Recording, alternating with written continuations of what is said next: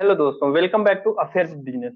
अपनी practice series के अंदर आज हम कवर करने जा रहे हैं बिल्स ऑफ एक्सचेंज और फाइनेंशियल स्टेटमेंट। इस वीडियो में हम जो फाइनेंशियल स्टेटमेंट कवर करने वाले हैं, बेसिकली वो सोल प्रोप्राइटरशिप बिजनेस के फाइनेंशियल स्टेटमेंट या फाइनल अकाउंट में balance sheet, trading account, profit and loss account और बैलेंस शीट कवर होगा।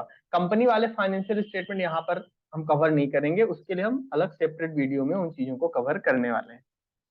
ठीक है, चलिए अपनी क्लास स्टार्ट करते हैं।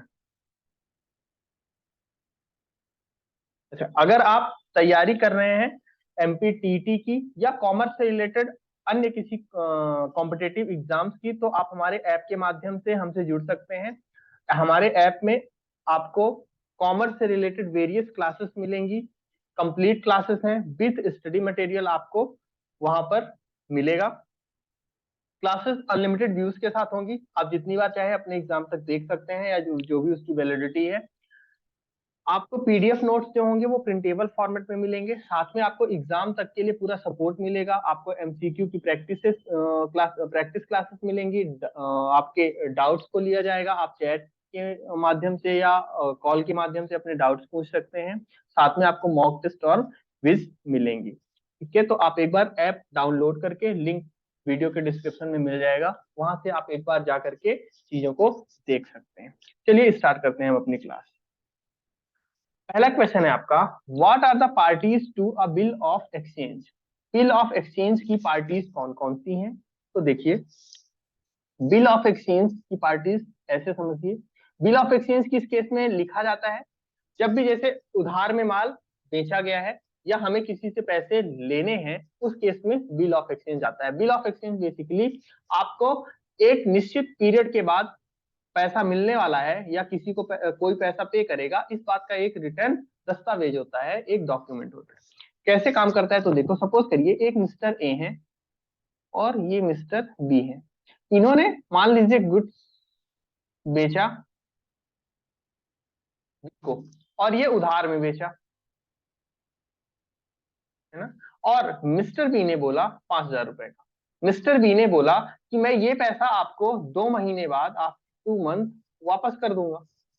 लेकिन ए को बी पर भरोसा नहीं है कि बी हमें 2 महीने बाद पैसा देगा कि नहीं देगा। तो इसके लिए ए ने बोला कि इस बात का अगर एक रिटर्न डॉक्यूमेंट हो जाए, एक दस्तावेज हो जाए, तो कितना अच्छा होगा, फिर मैं भी कह पाऊंगा, मेरे पास भी सबूत रहेगा कि तुमने मुझे वादा किया था कि 2 महीने बाद तुम पेमेंट करने वाले हो। बी ने बोला ठीक है, ऐसा कर लेते हैं।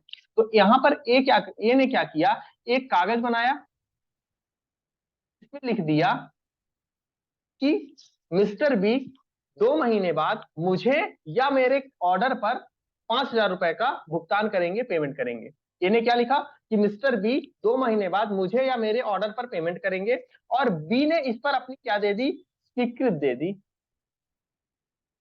जिसे हम क्या बोलते हैं, एक्सेप्टेंस दे दी, है ना। बी ने अपनी एक्सेप्टेंस दे दी और ए ने ये बिल क्या किया था, लिखा था, जिसे हम क्या बोलते हैं, ड्रॉ किया था, इसलिए इसको ड्रॉ।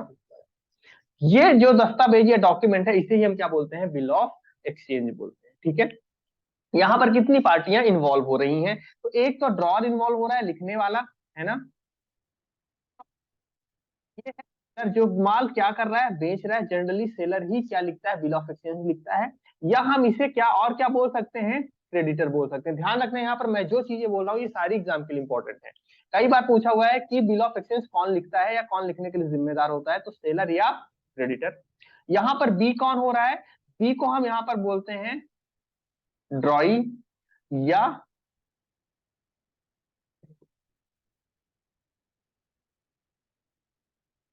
सेलर या पेयर, है ना। जो स्वीकार कर रहा है, स्वीकर्ता हम बोलते हैं किसको, बी को बोलते हैं। तो ये दो पार्टियां समझ में आ गई। अब यहाँ पे कई बार एक तीसरी पार्टी भी इन्वॉल्व होती है, जिसे हम क्या बोलते हैं, पेई। पेई या जिसे भुगतान मिलता है। अब आप बोलोगे सर भुगतान सी को मिले, सॉरी ए को मिलेगा। हाँ, जनरली ए को ही मिलेगा, बट कई बार जैसे बिल में लिख, ए ने बोला कि या तो मुझे पे कर देना या मेरे ऑर्डर पर पे कर देना। तो ए ने सपोज करिए ऑर्डर दिया बी को कि तुम सी को पेमेंट कर देना, तो यहाँ पर बी क्या करेगा, पेमेंट किसको कर देगा, सी को कर देगा। तो यहाँ पर फिर पे ही क्या हो गया, बदल गया। जिसको पेमेंट मिल रहा है वो क्या हो गया यहाँ पर, चेंज हो गया। तो 3 पार्टियां इन्वॉल्व हो गई। एक जो बिल को लिख रहा है जिसे हम ड्रॉअर बोलते हैं, दूसरा जो बिल को एक्सेप्ट कर रहा है जिसे हम ड्रॉई या एक्सेप्टर या पेयर बोलते हैं, तीसरा जो पेमेंट प्राप्त कर रहा है जिसे पेमेंट मिल रहा है उसे हम पेई बोलते हैं। ठीक है, अब ध्यान रखना कई बार जो ड्रॉअर है और पेई है वो सेम पर्सन होते हैं। मतलब अगर ए अपने ऑर्डर पर नहीं खुद पेमेंट ले रहा है तो ए ही क्या हो जाएगा, यहाँ पर पेई हो जाएगा। इसका मतलब ये स्टेटमेंट कई बार एग्जाम में पूछा हुआ है कि क्या ड्रॉअर और पेई सेम पर्सन हो सकते हैं, तो बिल्कुल ड्रॉअर और पेई सेम पर्सन हो सकते हैं, है ना। दूसरा यहाँ से क्वेश्चन बनता है कि बिल ऑफ एक्सचेंज के अंदर पेमेंट कौन करता है, तो पेमेंट करता है ड्रॉई। ध्यान रखना, पेमेंट कौन करता है, ड्रॉई या एक्सेप्टर।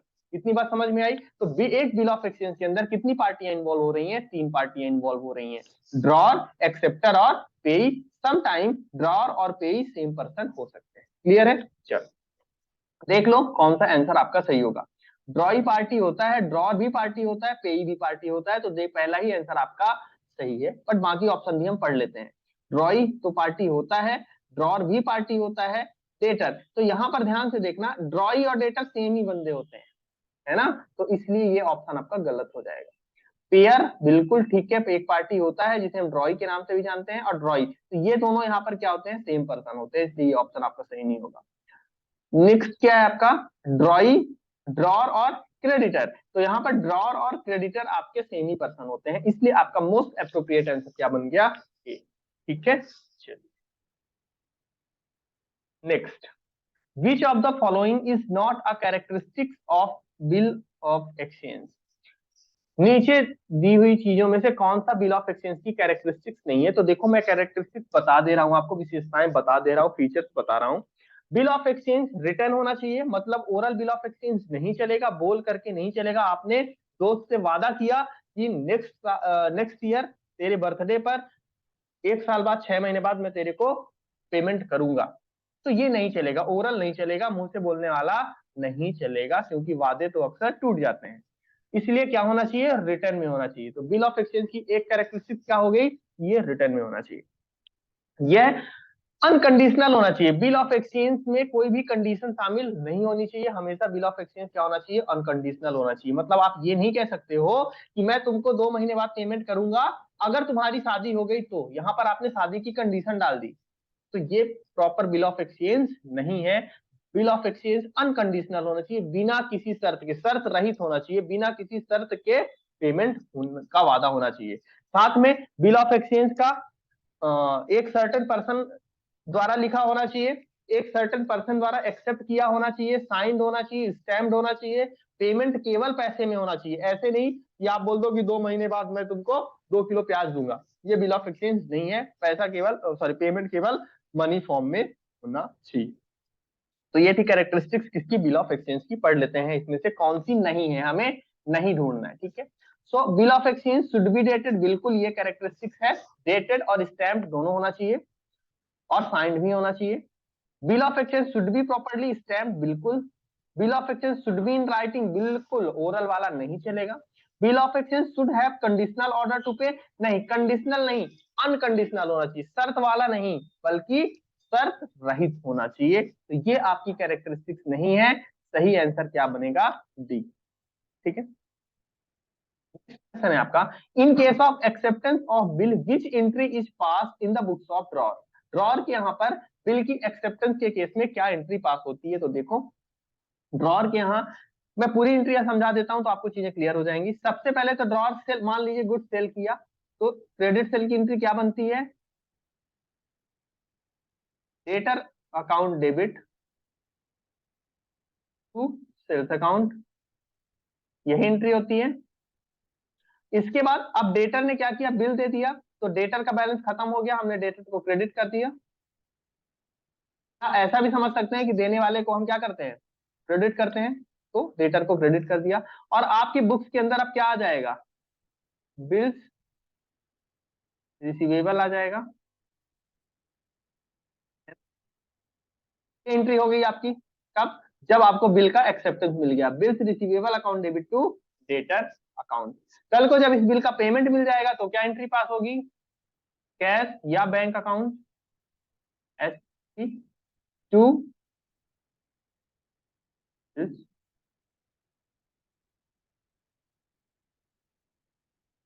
रिसीवेबल अकाउंट, ठीक है ना। तो ये एंट्री होती है कहाँ पर, ड्रॉअर की बुक में। बाकी आगे भी है, इंडोर्समेंट की एंट्री है, डिसऑनर की एंट्री है, पर ये होती है एक नॉर्मल बिल लिखने की एंट्री, मतलब बिल की एक्सेप्टेंस मिलने का और बिल के पेमेंट की एंट्री। तो यहाँ पर एक्सेप्टेंस की एंट्री क्या हो रही है, ये हो रही है bills receivable account debit to debtor account. तो देख लो कौन सा होगा इसमें से,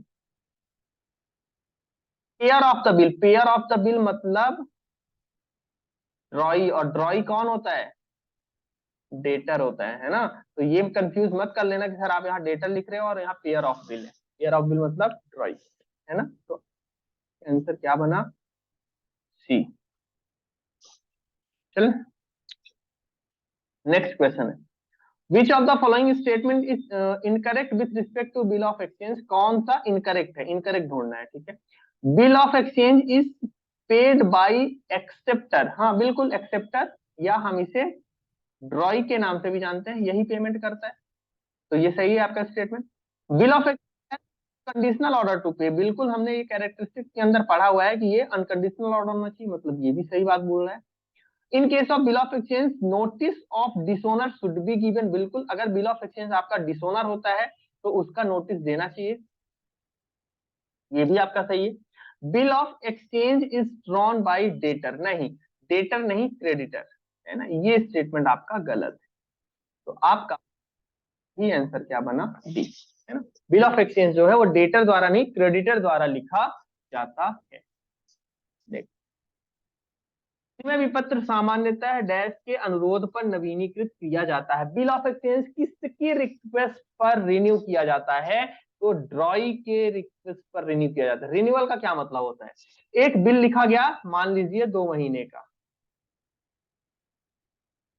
और हो सकता है जो एक्सेप्टर है या जो ड्रॉई है उसके पास पैसे देने के लिए ना हो, पेमेंट के लिए 10,000 रुपए, मान लीजिए 10,000 का बिल था, तो वो ड्रॉर को रिक्वेस्ट कर सकता है कि आप एक काम करिए, मेरे पास अभी पेमेंट है नहीं, आप मेरा बिल रिन्यू कर दीजिए। अच्छा, बिल का जो रिन्यूअल है वो पार्शली भी हो सकता है, फुल्ली भी हो सकता है। पार्शली का मतलब कि हो सकता है कुछ पैसे उसके पास हो तो वो पेमेंट कर दे और बाकी के लिए बिल, नया बिल लिखवा ले, या ऐसा भी हो सकता है कि उसके पास बिल्कुल पैसा ना हो तो पूरे 10,000 के लिए वो बिल लिखवा ले। बस यहाँ पर जो ड्रॉर होगा वो क्या करेगा कि जो भी उसके एक्स्ट्रा चार्जेस हैं और साथ में इंटरेस्ट जोड़ लेगा कि भाई 2 महीने का अगर मैं तुमको एक्स्ट्रा टाइम दे रहा हूँ, 3 महीने का एक्स्ट्रा टाइम दे रहा हूँ, तो मुझे उसका इंटरेस्ट चाहिए, वो इंटरेस्ट जोड़ करके नया बिल लिख देगा। तो जो ओल्ड बिल होता है वो क्या हो जाएगा, कैंसिल हो जाएगा और उसकी जगह पे न्यू बिल लिख दिया जाएगा। इसे हम क्या बोलते हैं, रिन्यूअल ऑफ बिल बोलते हैं। कौन रिक्वेस्ट करता है, एक्सेप्टर या ड्रॉई, ठीक है। तो आपका सही आंसर क्या बना, अ 4 month on 1st of January 2023 will mature for payment on, 4 महीने का बिल है, ओके, 1st of January 2023 को लिखा गया है, कब मैच्योर होगा। तो देखो हमने जब अपनी क्लासेस के अंदर भी पढ़ा हुआ था तो हमने देखा था अगर मंथ में आपका ड्यू डेट है तो आप क्या करो, 4 महीने गिन लो, जो भी आपका करस्पॉन्डेंस मंथ आएगा उसकी सेम डेट क्या बनेगी आपकी ड्यू डेट, और उस पर आप 3 दिन और जोड़ दोगे मैच्योरिटी के, तो क्या बन जाएगा आपका मैच्योरिटी डेट बन जाएगी। तो देखो 4 महीने हैं, मतलब मैंने क्या बोला, जनवरी था ना, तो जनवरी से 4 महीने के आगे के जोड़ लो, तो फरवरी मार्च, आपका क्या बनेगा Feb,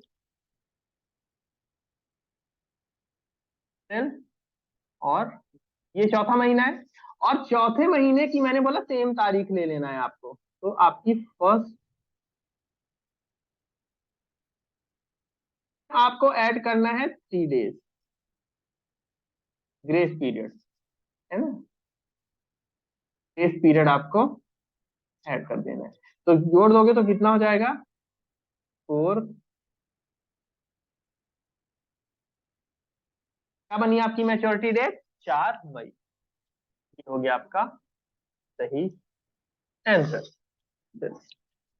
next, the rivet on bill shows that, bill पर अगर रिवेट दिया गया, छूट दिया गया, इसका मतलब क्या है, तो अगर बिल पर रिवेट दिया गया है इसका मतलब ये होता है कि बिल को उसकी ड्यू डेट से पहले मैच्योर करवा, सॉरी उसकी ड्यू डेट से पहले ही बिल का पेमेंट कर दिया गया है। मान लीजिए यहाँ पर एक बिल था करने थे और ये बिल था 3 महीने का,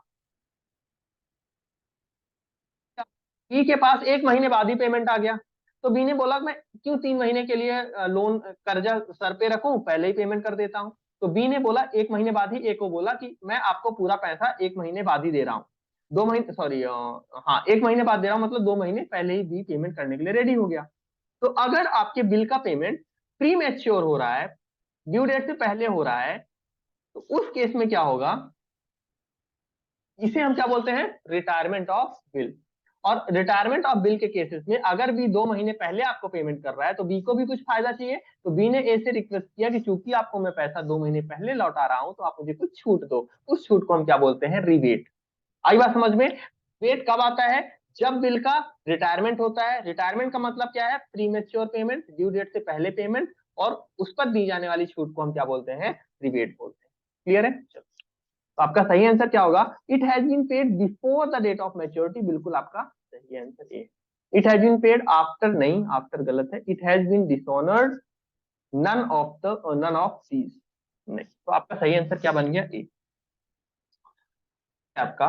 if due date of a bill fall on a public holiday then the maturity date is on. हालांकि ये क्वेश्चन बहुत आसान हो गया आपके लिए, अब सभी को पता है, होता है कि पब्लिक हॉलीडे है,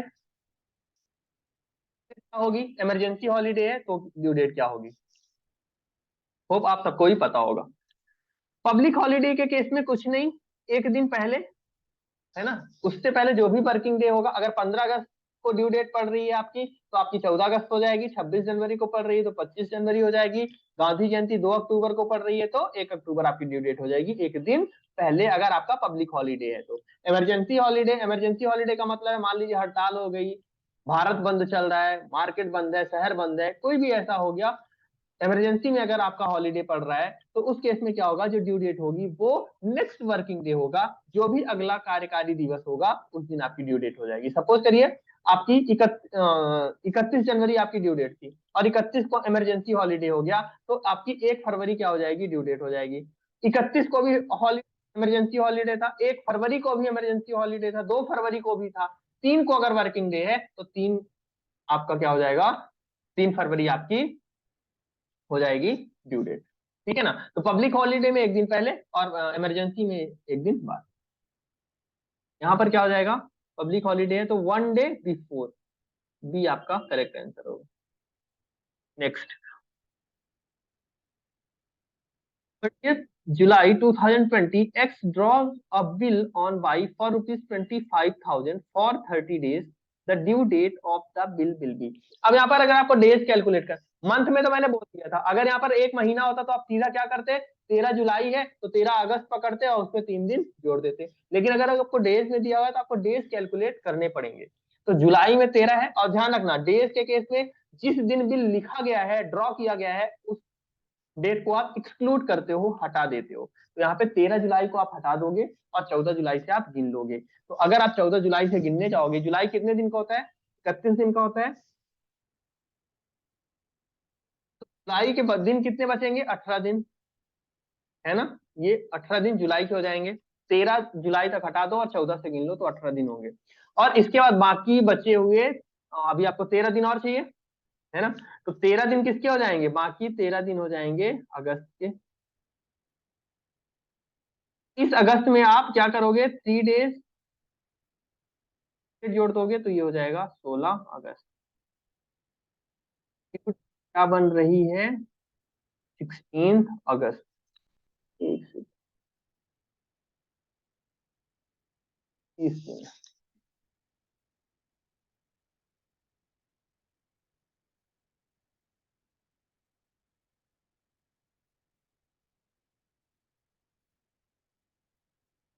सॉरी सॉरी सॉरी, मैंने 31 दिन के हिसाब से कैलकुलेट कर दिया। आपको 12 दिन ही, 30 ही चाहिए ना, अगस्त के 12 दिन ही चाहिए। तो आपकी ड्यू डेट बनेगी 12 अगस्त, और 3 दिन और जोड़ोगे तो आपकी ये बनेगी 15 अगस्त।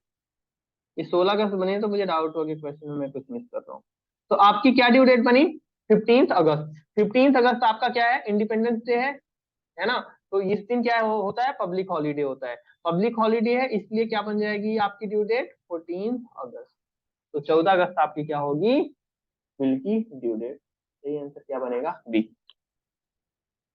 Next, X draw a bill on buy for rupees 20,000 for 3 months on 1st of January 2020. The bill was discounted with banker at a charge of rupees 100. At maturity, the bill was returned dishonored. The bank paid rupees 100 as noting charges. The bank account will be credited in the books of or dishonor with. Bill था 20,000 रुपए का। जब आपने sorry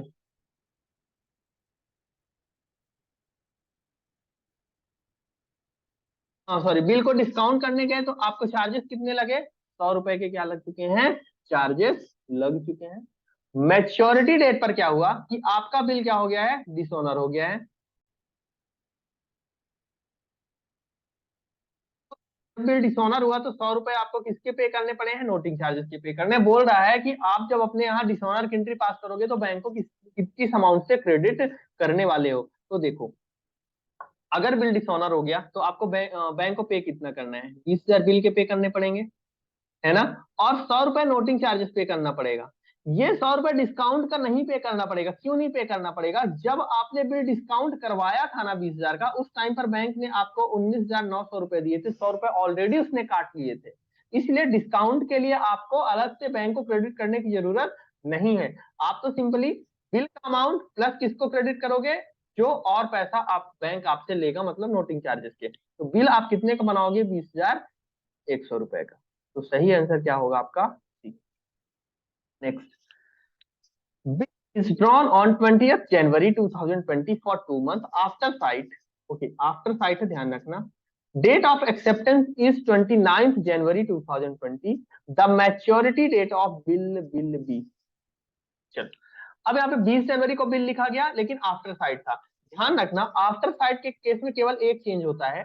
अगर bill आपका after sight है तो due date आप कैलकुलेट करोगे वो डेट ऑफ एक्सेप्टेंस से करोगे, या date of sighting. Date of sighting का मतलब डेट ऑफ एक्सेप्टेंस, जिस दिन बिल आपने ड्रॉई के सामने प्रेजेंट किया और उसने एक्सेप्टेंस दी, वहां से आप ड्यू डेट कैलकुलेट करोगे। और अगर आपका आफ्टर साइट लिखा गया, वहां से ड्यू डेट कैलकुलेट होती। ठीक है ना। तो यहाँ पर आफ्टर साइट वाला बिल है, इसीलिए आप कब से कैलकुलेट करोगे? 29 जनवरी से, 2 महीने। तो 29 जनवरी से आप, एक तो फेब और दूसरा मार्च, है ना। और मार्च की कौन सी डेट? 29, 2 मंथ है। 29 में आप 3 दिन और जोड़ दोगे तो क्या हो जाएगा? और 30, 31 और 1 अप्रैल। तो आपकी ड्यू डेट क्या बनेगी? अप्रैल 2020। ये आपका सही आंसर है। Next, of rupees 10,000 is renew. The drawee pay rupees 3,000 as part payment. The amount of interest charge is rupees 200. What is the value of new bill? देखो, 10,000 का बिल था, रिन्यू करने के लिए आया, लेकिन ड्रॉई ने 3,000 का पेमेंट कर दिया है। इसका मतलब अब 7,000 के लिए आप नया बिल लिखोगे और 200 रुपए के इंटरेस्ट चार्ज कर रहा है। तो आपका नया बिल कितने का बनेगा? 7,200 रुपए का, है ना। नया बिल आप उतने का लिखते हो जितना आपको सामने वाले से वसूलना है या पेमेंट लेना है। In case of endorsement of bill, the endorser debit. अगर आप इंडोर्समेंट का केस है, इंडोर्समेंट होता क्या है? तो मान लीजिए ए है, बी है ना। यहाँ पर ए के पास बिल है, ए ने बिल लिखा था, बी ने एक्सेप्टेंस दी थी। अब मान लीजिए ए को पेमेंट करना था सी को, सी गया ए के पास, बोला पेमेंट दे दो। ए बोला मेरे पास अभी पैसे तो नहीं है, बट मेरे पास एक बिल रखा हुआ है जो 2 महीने बाद इसका पेमेंट होना है। तुम ये बिल अपने पास रख लो और 2 महीने बाद तुम बी से पेमेंट ले लेना। तो बी यहाँ पर पेमेंट इसको करेगा। और यहाँ पर ए और बी के बीच में जो घटना हुई, इसे हम क्या बोलते हैं? इंडोर्समेंट बोलते हैं, है ना। और इंडोर्समेंट के केस में ये इंडोर्सर है और ये इंडोर्सी है। जो बिल दे रहा है उसे हम इंडोर्सर बोलते हैं, और जो जिसको बिल मिल रहा है उसे हम क्या बोलते हैं? इंडोर्सी बोलते हैं। एंट्री क्या बनेगी? तो एक यहाँ पूछा है ना, इंडोर्सर के यहाँ।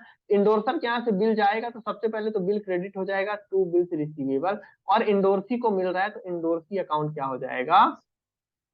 डेबिट, या इंडोर्सी को हम क्रेडिटर भी बोल देते हैं, है ना। क्रेडिटर मतलब जिसको पेमेंट लेना है, तो सी यहाँ से ए से पेमेंट लेगा, इसलिए सी क्या है, ए के लिए क्रेडिटर है। तो इंडोर्सी अकाउंट डेबिट या creditor account debit to bill account. क्या पूछा है, डेबिट किसे करना है, तो क्रेडिटर अकाउंट को हम क्या कर देंगे, डेबिट कर देंगे। ये आपका सही आंसर है। कैश की बात नहीं आएगी, बिल्स रिसीवेबल क्रेडिट होगा, बिल्स पेबल की बात नहीं आएगी। सही आंसर ए हो जाएगा।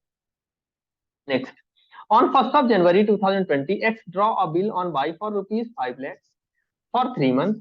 X got the bill discounted on 4th of January 2020 at 12% rate. The amount of discount will be, चल 5 लाख था, 3 महीने के लिए लिखा गया था। अब 3 महीने के लिखा गया था, इसका मतलब आपकी 1 जनवरी 2020 है। यहां से आप 3 महीने लिखना है, मतलब फरवरी मार्च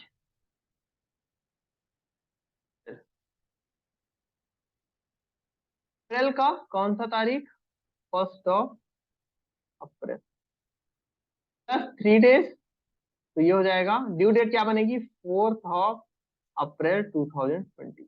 ये आपकी क्या है, ड्यू डेट है। लेकिन पेमेंट कब हो गया, 4 जनवरी को हो गया है, मतलब पूरे के पूरे 3 महीने पहले पेमेंट हो गया है। तो आपको क्या निकालना है, इसका यहाँ पर डिस्काउंट निकालना है। तो सिंपल सी बात है, आपको 5 लाख इंटू 12% इंटू 3 महीने पहले पेमेंट है, तो इसको निकाल, इस तरह से ये निकलेगा। कैलकुलेट कर लो। अगर सपोज करिए 4 जनवरी नहीं 4 फरवरी को पेमेंट होता, तो 2 महीने का आप डिस्काउंट निकाल लेते। इसको आप कैलकुलेट करोगे, 3%, ये आ जाएगा आपका 15,000 रुपए। डी आपका क्या हो जाएगा, करेक्ट आंसर।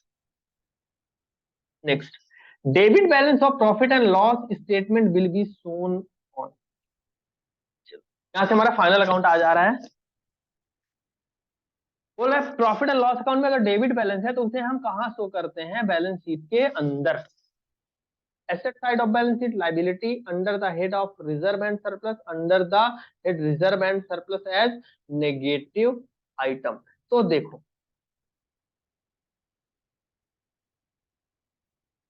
ये क्वेश्चन थोड़ा सा कंफ्यूजिंग है। कंफ्यूजिंग इन द सेंस कि अगर इसको हम शेड्यूल कंपनीज एक्ट के हिसाब से देखेंगे, तो आपका डी करेक्ट आंसर होगा, है ना। डी करेक्ट आंसर होगा। और अगर आप नॉर्मल सोल प्रोप्राइटरशिप के हिसाब से देखेंगे, तो ये asset side of balance sheet के अंदर दिखाया जाता है। तो एक काम करो, आप कंफ्यूज मत हो। अभी चूंकि मैं कंपनी का बता नहीं रहा हूं, तो मैं इस ऑप्शन को हटा देता हूं और यहाँ पे कर देता हूं नन ऑफ द अबव। तो उस केस में आपका सही आंसर क्या बनेगा, A. Basically profit and loss account का अगर डेबिट बैलेंस है, इसका मतलब ये हुआ कि वो लॉस को बता रहा है ना। और लॉस को बैलेंस शीट के अंदर, प्रोप्राइटरशिप वाली बैलेंस शीट के अंदर एसेट साइड में दिखाया जाता है एज अ फिक्टिशियस एसेट। ठीक है, तो आपका सही आंसर क्या हो जाएगा, A. Is the correct answer. ठीक है, इस ऑप्शन को सुधार लो, नॉन ऑफ द अबव। वैसे मैं जो पीडीएफ दूंगा उसके अंदर ऑलरेडी मैं सुधार दूंगा। पीडीएफ आपको टेलीग्राम ग्रुप से मिलेगी। नेक्स्ट है आपका, which of the following is not a part of the financial statement of a company। कुछ क्वेश्चन शायद कंपनी वाले आ गए हैं, anyway, खैर मैं बता देता हूँ। कौन सा कंपनी के फाइनेंशियल स्टेटमेंट का पार्ट नहीं है, तो पी&एल, बैलेंस शीट और कैश फ्लो स्टेटमेंट होते हैं पार्ट, बस लेजर नहीं होता है। तो ये आपका सही आंसर हो जाएगा। लेजर अकाउंट फाइनेंशियल स्टेटमेंट का पार्ट नहीं होता है कंपनियों के लिए, है ना। Next, sale are equal to, कौन से फॉर्मूले से आपका सेल्स निकल के आएगा। तो देखो, नॉर्मल क्या होता है, ग्रॉस प्रॉफिट का फॉर्मूला क्या होता है,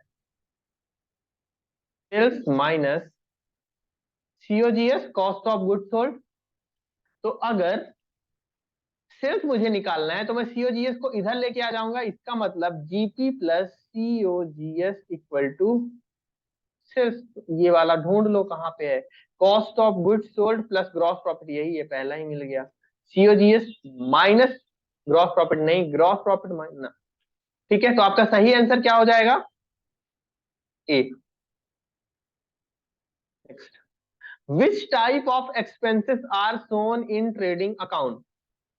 कौन से एक्सपेंसेस ट्रेडिंग अकाउंट के अंदर दिखाए जाते हैं? तो ट्रेडिंग अकाउंट के अंदर हम डायरेक्ट एक्सपेंसेस को दिखाते हैं, प्रत्यक्ष व्यय को दिखाते हैं। एक जैसे फ्रेट इनवर्ड हो गया, जिसे हम कैरेज इनवर्ड भी बोलते हैं, और क्राय हो गया, वेजेस हो गया, इन सबको हम ट्रेडिंग अकाउंट के अंदर शो करते हैं, प्रत्यक्ष व्यय। नेक्स्ट है आपका outstanding salaries is shown as. Outstanding salary का मतलब क्या होता है? वो सैलरी जो ड्यू हो चुकी है लेकिन जिसका अभी तक आपने पेमेंट नहीं किया हुआ है, या वो सैलरी जो करंट फाइनेंशियल ईयर से रिलेटेड है बट अभी तक आपने उसका पेमेंट नहीं किया है, तो ये आउटस्टैंडिंग सैलरी आपके लिए क्या होती है? लाइबिलिटी होता है, दायित्व होता है।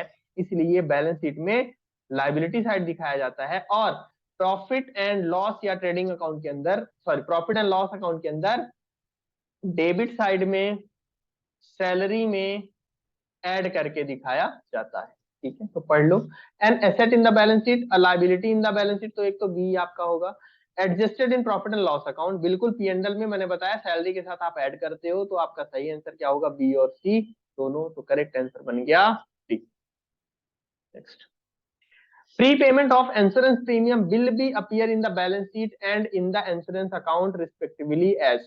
प्रीपेमेंट ऑफ इंश्योरेंस मतलब कंफ्यूज मत हो, ये आपको प्रीपेड एक्सपेंसेस की बात कर रहा है, और प्रीपेड एक्सपेंसेस को जस्ट आप आउटस्टैंडिंग के अपोजिट दिखाते हो। मतलब आउटस्टैंडिंग को एज अ लाइबिलिटी दिखा रहे थे, प्रीपेड को क्या दिखाते हो? एज अ एसेट दिखाते हो, क्योंकि प्रीपेड का मतलब क्या हुआ? वो वाला एक्सपेंसेस जिसको आपने एडवांस में पेमेंट कर दिया है, वो एक्सपेंसेस जो अभी से रिलेटेड नहीं है बट फिर भी आपने उसका पेमेंट कर रखा है, तो वो आपके लिए क्या बनेगी? ऑब्वियस सी बात है, वो आपके लिए एसेट बनेगा। तो बैलेंस शीट के अंदर एसेट में दिखाते हो, और प्रॉफिट एंड लॉस अकाउंट के अंदर आप क्या एडजस्टमेंट करते हो? रिस्पेक्टिव एक्सपेंसेस में से आप क्या कर देते हो? माइनस कर देते हो। तो liability and debit balance, and asset and a debit balance,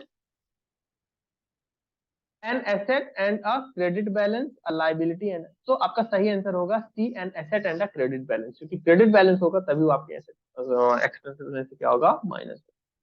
ठीक है, next, if sales is ₹2000 and the rate of sales is ₹2000 and the rate of gross profit on cost of goods sold is 25%, then the cost of goods sold will be। ठीक है, तो देखो दिया हुआ है आपको, सेल्स दी हुई है ₹2000 और ग्रॉस प्रॉफिट दिया हुआ है 25% ऑन सीओजीएस। तो ध्यान रखना, 25% on cost of goods sold, इसका मतलब ये हुआ 20% ऑन। ठीक है, 20% ऑन सेल्स, तो आपका ग्रॉस प्रॉफिट कितना बनेगा? 2000 इंटू 20%, ₹400। सीओजीएस इक्वल टू क्या हो जाएगा? सेल्स माइनस ग्रॉस प्रॉफिट, तो ये हो जाएगा -400 इक्वल टू 1600। सही आंसर क्या बना आपका? सी है। अब आपको एक चीज का कंफ्यूजन हो रहा होगा, सर आपने ऐसे कैसे कर दिया कि 20% ऑन सेल है? ये तो आप अब मुझे याद था इसलिए मैंने बता दिया। अगर आपको नहीं याद है तो आप कैसे निकालोगे? इसकी मैं एक ट्रिक बता देता हूँ, देखिए। जिस परसेंटेज जिस पर दिया हो ना, आप उसको हमेशा क्या मानो? 100 मानो। तो यहाँ पर 25% on cost of goods sold दिया था ना, सीओजीएस दिया था, तो आप सीओजीएस को 100 मानो। अगर आपका सीओजीएस 100 होगा, कितना होगा? 25 होगा। अब देखो, अगर सीओजीएस आपका 100 है और जीपी 25 है, इसका मतलब सेल्स कितना होगा? 125 होगा, है ना? निकाल लो, सेल्स 2000।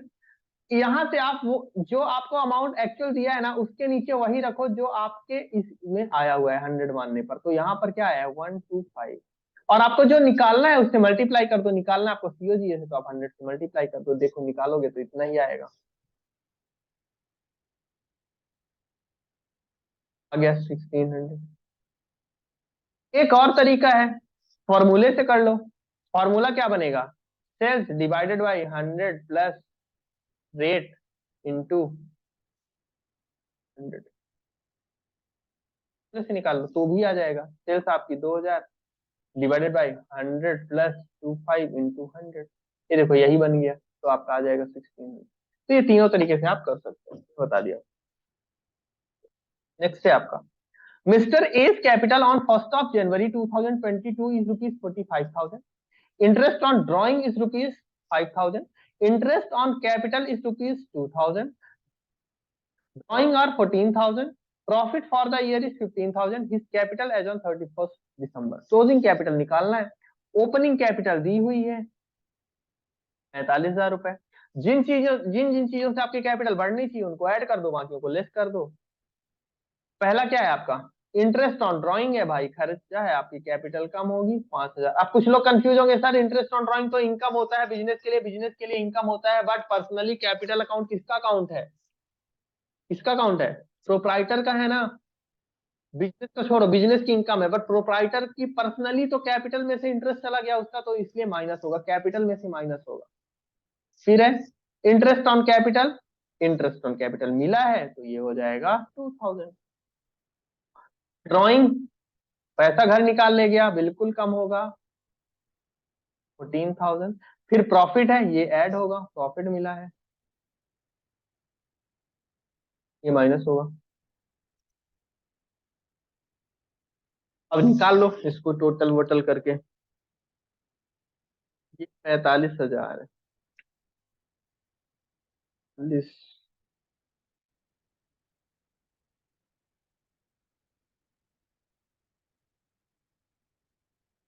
53,000. सही आंसर क्या बनेगा आपका? B. Next, which of the following is not a direct expense and will be shown in a profit and loss account as expenditure?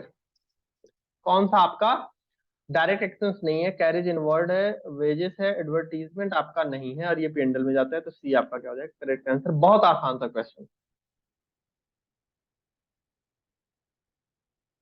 Capital is the difference between, capital किसका difference है? Asset liability, income expenses, sales and COGS. Sales and COGS का difference कोई बताएगा क्या होता है?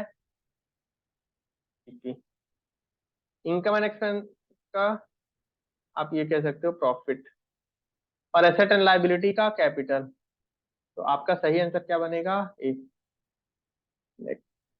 If sales revenue are COGS is 4,10,000 and expenses is ₹70,000.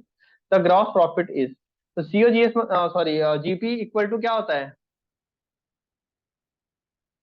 Sales minus COGS cost of goods sold. Sales 5 lakh है और ये 4,10,000 है, इन्हीं दोनों का डिफरेंस होगा 90,000. एक्सपेंसेस दिया है 70,000. अब एग्जाम के अंदर अगर ऐसा क्वेश्चन आता है, कितना आसान क्वेश्चन है, सिंपल से आपका आंसर क्या हो जाएगा 90,000. बट चूंकि 70,000 हमें दिख गया सामने, तो हमें लगता है नहीं नहीं ये दिया है तो कुछ करना है, और हम जैसे ही 70,000 का कुछ किए, क्वेश्चन आपका गलत हो जाएगा. जबकि आपका ये केवल ये दो फिगर काम किया, तो आपका सही आंसर क्या हो जाएगा? ठीक है. चलिए, तो ये थे आप क्वेश्चंस थे आपके बिल्स ऑफ एक्सचेंज और फाइनल अकाउंट के. ये सीरीज हमारी कंटिन्यू रहेगी. नेक्स्ट वीडियो के अंदर हम अकाउंटिंग के कुछ और टॉपिक कवर करने वाले हैं. ठीक है. नेक्स्ट क्लास में हम कवर करेंगे basically accounts from incomplete record, computer in accounting, और अकाउंटिंग एंड डेटाबेस सिस्टम, मतलब कंप्यूटराइज्ड अकाउंटिंग को, और अकाउंट्स फ्रॉम इनकम्प्लीट रिकॉर्ड, या जिसे हम सिंगल एंट्री अकाउंटिंग भी कहते हैं, ये हम कवर करेंगे नेक्स्ट वीडियो के अंदर. आज के लिए इतना ही. थैंक यू दोस्तों, थैंक यू सो मच.